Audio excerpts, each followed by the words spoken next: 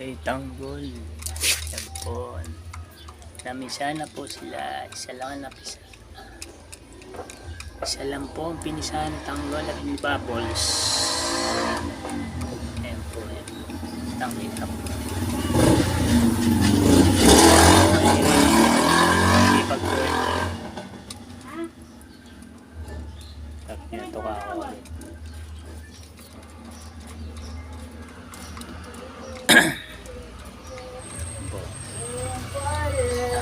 Pakain sa ating lapate, newborn baby. Wala ng babo.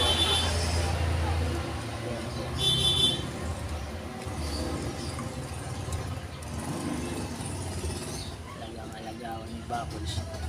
Ayan, tinanggal na ko yung ano niya, may itlog. Ayan, pinakita ko po sa akin Bubbles.